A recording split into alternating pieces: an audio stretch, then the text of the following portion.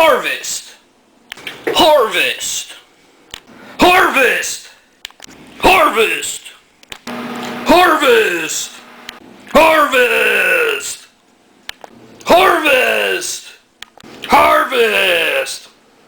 Harvest!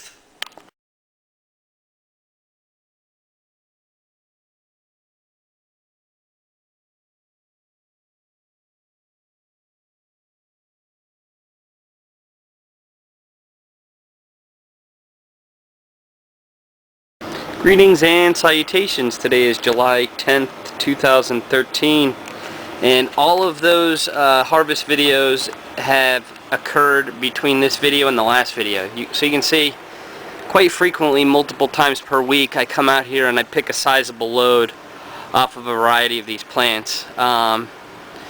Picked a couple red jalapenos, one red scotch, not jalapenos, a couple red cayennes, a couple red scotch bonnets, and a couple red hot paper lanterns, but not many of the super hot peppers have turned red yet. None of my jalapenos I've let turn red. I'm picking them when they're green and they sort of start to get like a blackish shoulder on them, like maybe a couple weeks away from turning red. That's when I'm picking the jalapenos. Green beans still productive, but I'm getting the feeling they're going to peter out soon. I'm getting a little bit of yellowing on some of the leaves, like they're in decline. Getting a lot of yellowing, a lot of powdery mildew on the squash.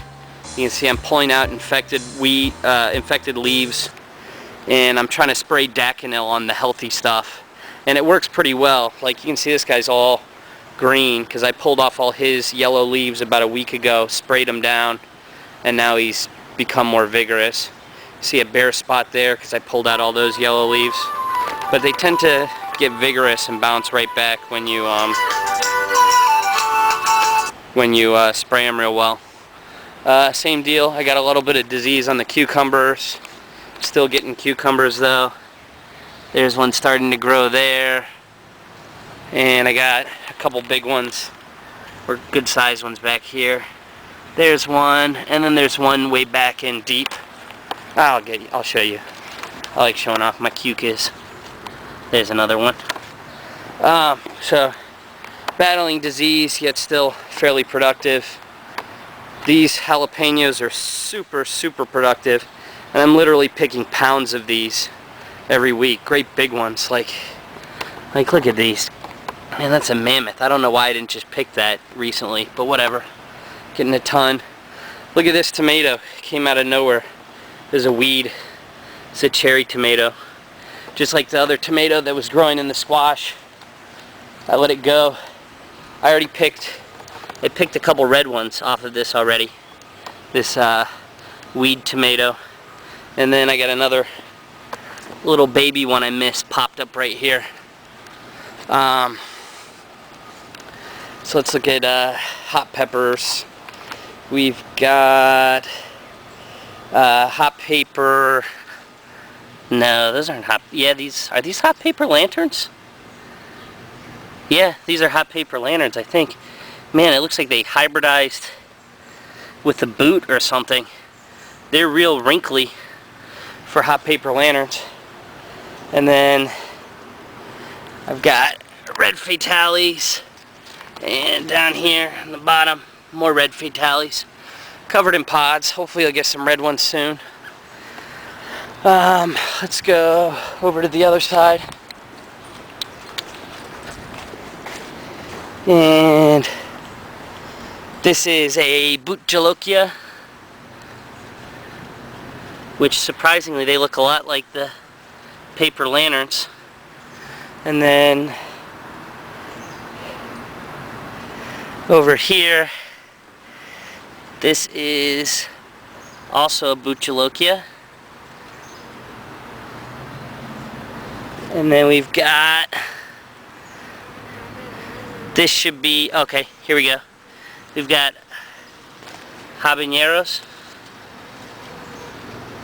here.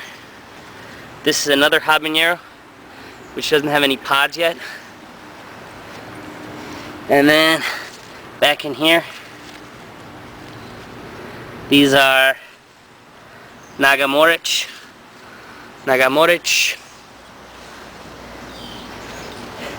And then the Nagamorich is growing in closely with the 7-pot. And man, does that 7-pot look like a scorpion.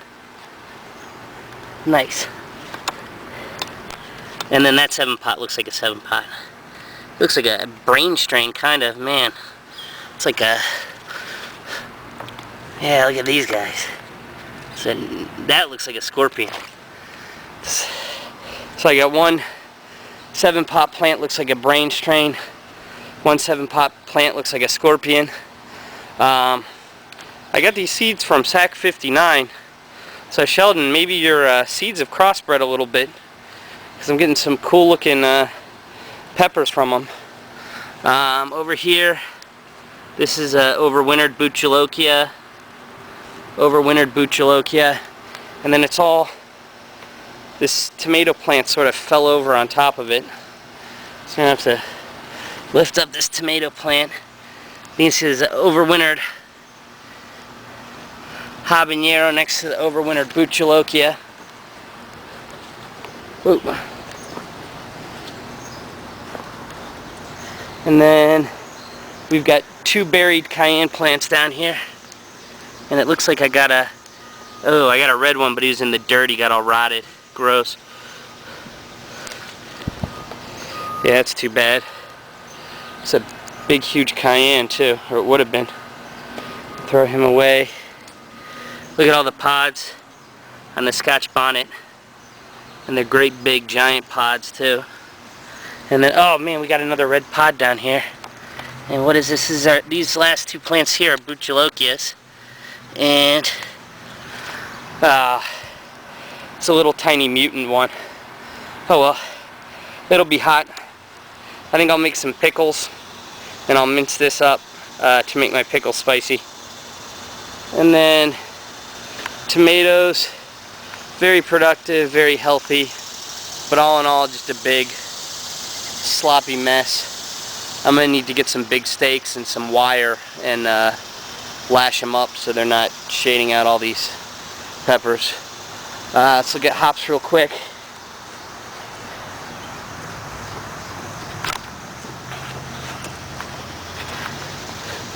Brewer's Gold has taken the lead. He has quickly become the, or she I should say, these are all female plants.